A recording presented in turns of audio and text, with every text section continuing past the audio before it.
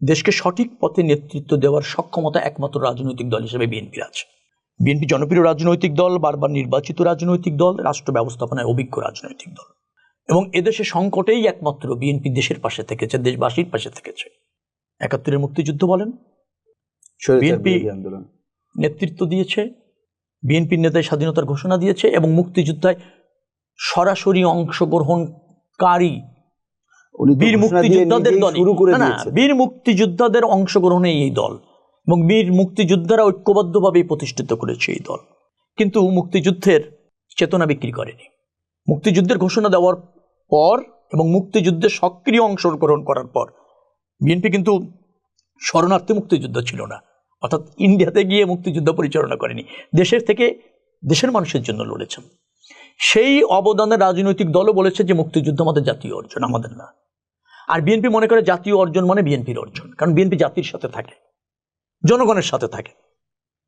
স্বৈরাচার বিরোধী আন্দোলন তখনকার শেখ হাসিনা আপোষ করেছিল, মনে আছে আপনার? 86-এর নির্বাচনে গিয়েছিল।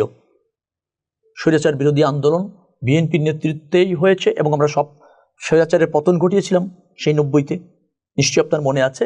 এবং পরবর্তীতে আওয়ামী লীগ ওই পার্লামেন্ট থেকে বেরিয়ে এসে আমাদের সাথে যুক্ত হয়েছিল। 1/11 হয়েছে, এটা আওয়ামী লীগের ষড়যন্ত্রের ফসল ছিল, অবৈধ সরকার ছিল। আপনার একটা নির্বাচিত প্রক্রিয়ার মধ্যে একটা 1/11-এর সরকার, নিশ্চয়ই আপনি জানেন, অসাংবিধানিক সরকার ছিল। সেই অসাংবিধানিক সরকারের সাথে আওয়ামী লীগ আঘাত করে পরবর্তীতে 2008-এ ক্ষমতা এসেছে, বিএনপি কিন্তু আপোষ করেনি। অর্থাৎ গণতন্ত্র এবং মানুষের স্বার্থের বিষয়ে বিএনপি কখনো আপোষ করেনি। 2024-এ 17 বছর নিধন হয়েছে, গুম হয়েছে, আনতার স্কিলিং হয়েছে, দল ভাঙার চেষ্টা হয়েছে, 60 লাখ আসামি, 1,40,000-এর উপরে মামলা।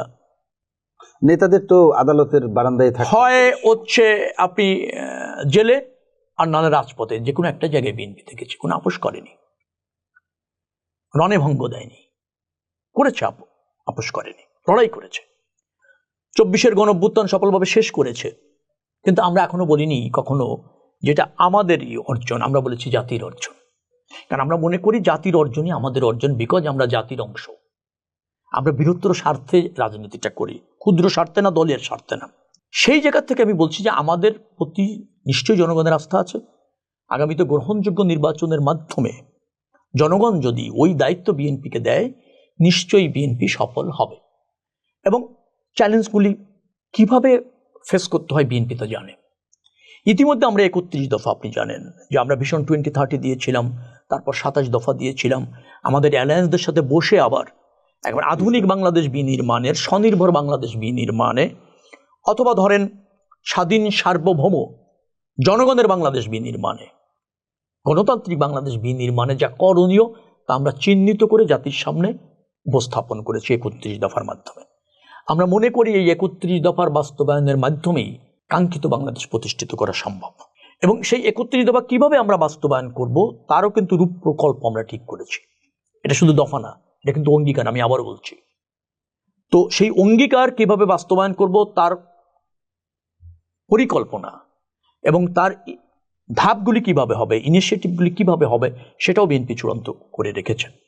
শেখ হাসিনা দেশটাকে যেভাবে রেখে গিয়েছে, বিশেষ করে 28 লাখ কোটি টাকার উপর অর্থ পাচার, 18 লাখ কোটি টাকার উপর দেশি এবং বৈদেশিক ঋণ, তারপর ধরেন আমাদের যেটাকে বলা হয় ওই এডিপি, সেই এডিপি বাস্তবায়ন করবার ক্ষেত্রে কয়েকবার যে বাজেট দিয়েছিল তা বাস্তবায়ন না হওয়ার ফলে অনেক অসমাপ্ত বড় বড় প্রকল্প, যেখানে আপনার অর্থ ব্যয় হয়ে আছে, আপনাকে ইন্টারেস্ট দিতে হচ্ছে, কিন্তু প্রকল্প সুফল মানুষ পাচ্ছে না।